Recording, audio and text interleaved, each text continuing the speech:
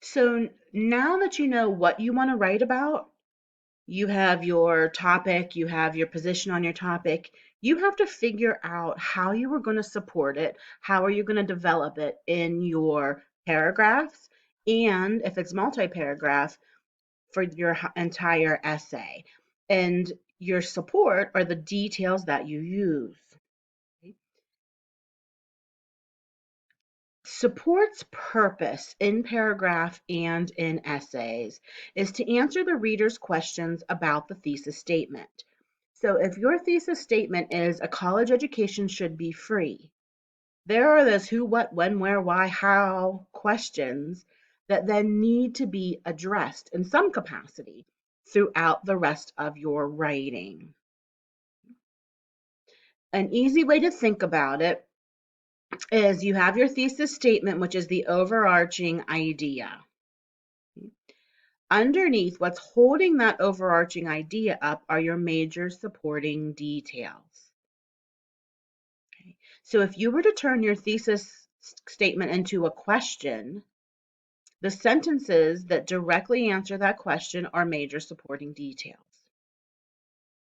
All of the others that support the majors are the minors. So minors support the majors, majors support the main. That's the easiest way to remember it. So you might have, after you really think about your thesis statement, you might have generated a list of 10 or 12 reasons, but you're going to cull them down to a manageable amount to cover in an essay. So you might say an effective democracy requires educated citizens. The cost of college is so high, most students graduate with debt. Other thriving countries have made education free. And when higher education was almost free, the nation experienced economic growth and prosperity. Those might be your 4 reasons that you're going to develop as 4 body paragraphs. Okay. So if you look at this first one, an effective democracy requires educated citizens. I want you to pause, read through this body paragraph, and think about which of the reader's questions are answered by the support. So go ahead and pause and read through. Okay.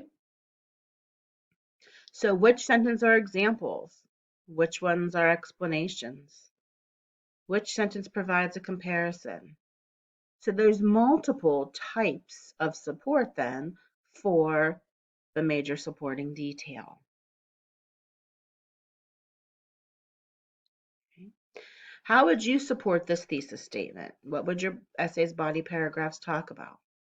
Self-advocacy, speaking up about your needs, is important for college students.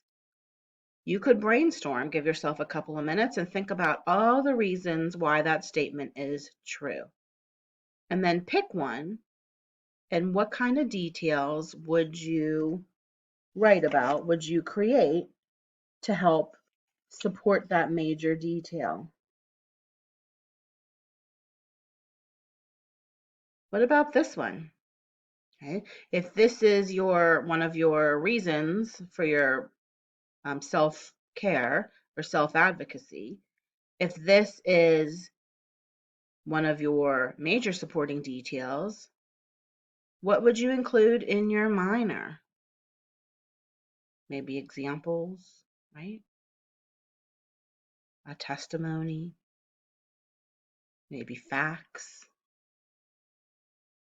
All of those can be used to support this major supporting detail. Okay? So the easiest way to remember it is that minors support the majors and majors support the main. And your textbook has a lot of examples of how multi-paragraph essays are laid out and developed. And you definitely want to have some kind of graphic organizer prior to jumping in, especially if you're writing a multi-paragraph essay. If you don't lay out your ideas and organize them, you might fall into the stream of consciousness trap, where it just kind of sounds like whatever thought pops into your head gets put down on paper. That's not good for a college essay. You want to make sure that you lay them out. And if you look at page 125, it gives you some examples of using outlining or different graphic organizers to identify major and minor supporting details. You can use those as a reader to kind of plot and follow along what your author, how your author has organized text. And you definitely want to do it as a writer. One of the key elements to navigating what through the details, which one's major and which one's minor, is to look at transitions. Look at those transition words and phrases. You can find some examples on page 127 and 128 of your text. Look at those and see if you see them in the text that you're reading, because authors use transition to move from one idea to the next, whether it's from one major supporting detail to a minor, or between and among minors, or from one major to another major. So you want to be on the lookout as a good reader for transitions, because that will help you unlock then the puzzle of the text. And when you take notes, when you mark and annotate and then turn them into notes, you will have unlocked the organization of the text. And your notes can reflect how it's organized. And if you know how it's organized, you'll understand it better and you'll remember it for longer. And then you can apply all that information for the rest of your life.